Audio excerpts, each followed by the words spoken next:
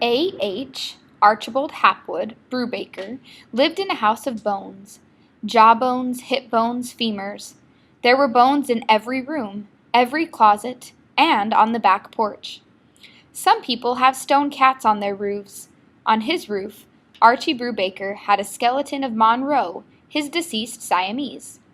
Take a seat in his bathroom, and you found yourself facing the faintly smirking skull of Doris, a prehistoric creodont.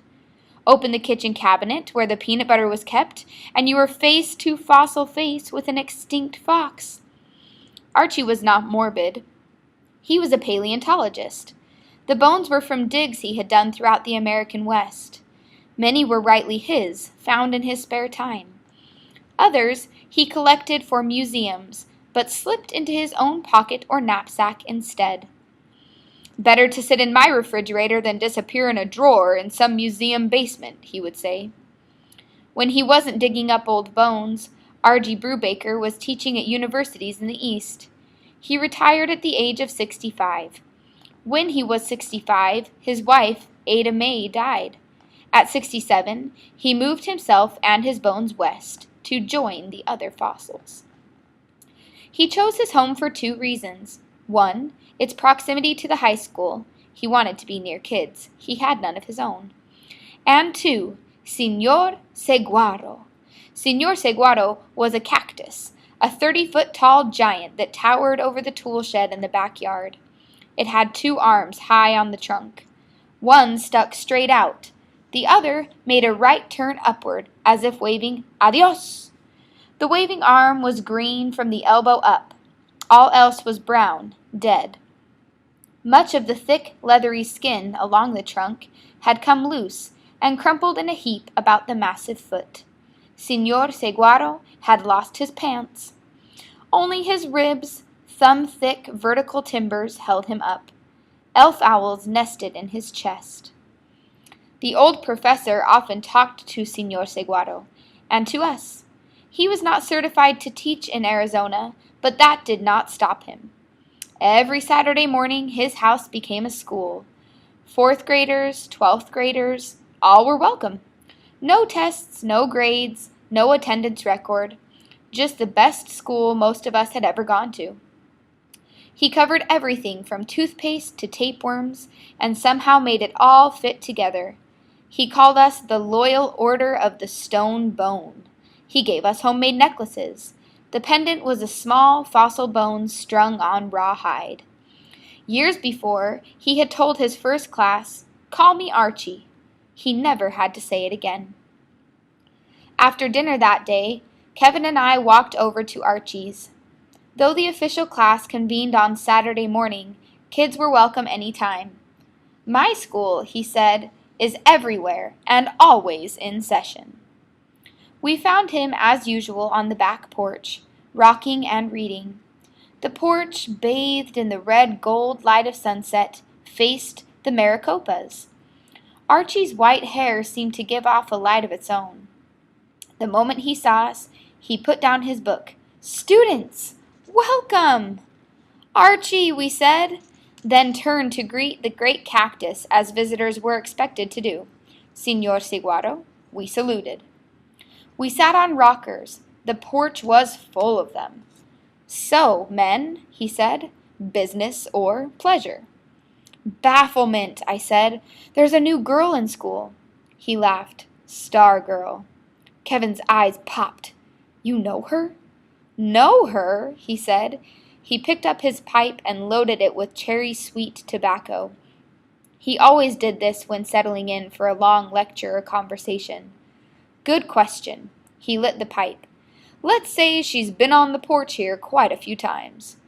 White smoke puffed like Apache signals from the corner of his mouth. "I was wondering when you'd start asking questions."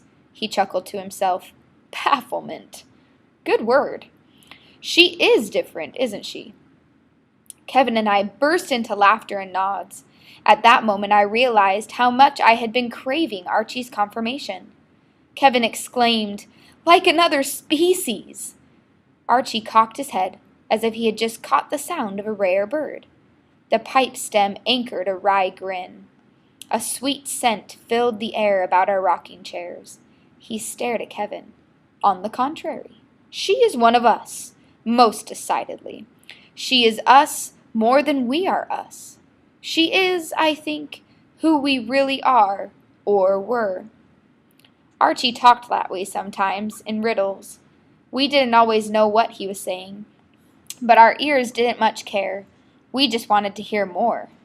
As the sun dipped below the mountains, it fired a final dart at Archie's flashing eyebrows.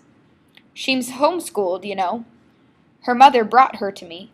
I guess she wanted a break from playing teacher. 1 day a week. 4, 5, yes, 5 years now. Kevin pointed. You created her? Archie smiled, puffed. No, that was done long before me. Some people are saying she's some kind of alien sent down here from Alpha Centauri or something, said Kevin. He chuckled, but not too convincingly. He half believed it. Archie's pipe had gone out. He relit it. She's anything but. She's an earthling, if there ever was one. So it's not just an act? Said Kevin. An act? No! If anybody is acting, it's us. She's as real as... He looked around. He picked up the tiny wedge-like skull of Barney, a 60-million-year-old Paleocene rodent, and held it up. As real as Barney. I felt a little jolt of pride at having reached this conclusion myself.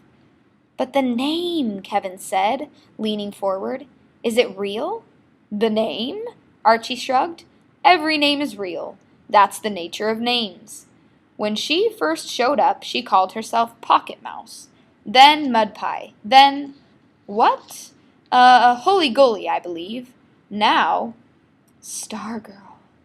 The word came out whispery. My throat was dry. Archie looked at me. Whatever strikes her fancy. Maybe that's how names ought to be, hey? Why be stuck with just one your whole life? What about her parents? Said Kevin. What about them? What do they think? Archie shrugged. I guess they agree. What do they do? Kevin said. Breathe, eat, clip their toenails. Kevin laughed. You know what I mean. Where do they work? Mrs. Carraway, until a few months ago, was Stargirl's teacher. I understand she also makes costumes for movies. Kevin poked me. The crazy clothes! Her father, Charles, works... He smiled at us. Where else? Micatronics, we said in chorus.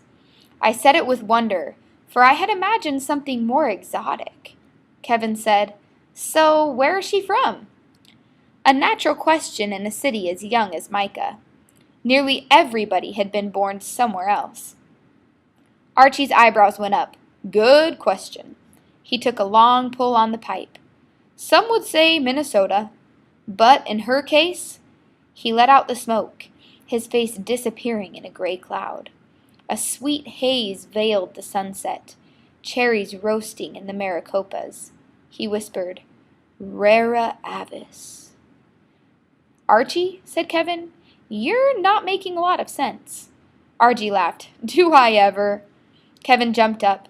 I want to put her on hot seat. Dorco Borlock here doesn't want to. Archie studied me through the smoke. I thought I saw approval, but when he spoke he merely said, Work it out, men. We talked until dark. We said adios to Senor Siguaro. On our way out, Archie said more to me than to Kevin, I thought. You'll know her more by your questions than by her answers. Keep looking at her long enough. One day, you might see someone you know.